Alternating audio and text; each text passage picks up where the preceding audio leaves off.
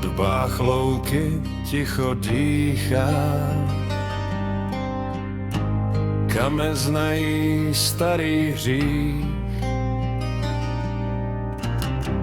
Aurelian jde s lucernou,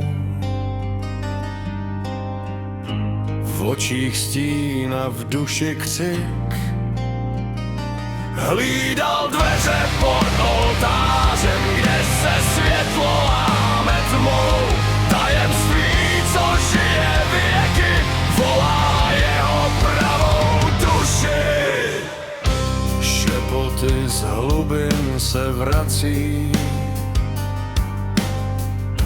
klepání jak mrtvý dech. Stěny žijí, čas se krátí, temná vůle vstává z Hlídal dveře pod oltářem, kde se světlo láme tmou. Tajemství, co žije věky, volá jeho pravou duši. Hlídal dveře pod oltářem, kde se světlo láme tmou.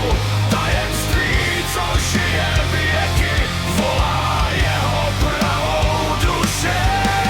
Para praská, kámen klesá, rudé světlo stoupá ven. Aurelian se tiše usměje, čekal jsem tenhle den. V celé zůstal vrytej vzkaz. Hlídal jsem, co nesmí ven.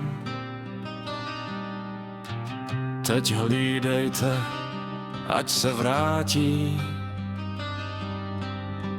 až v poslední soudný den.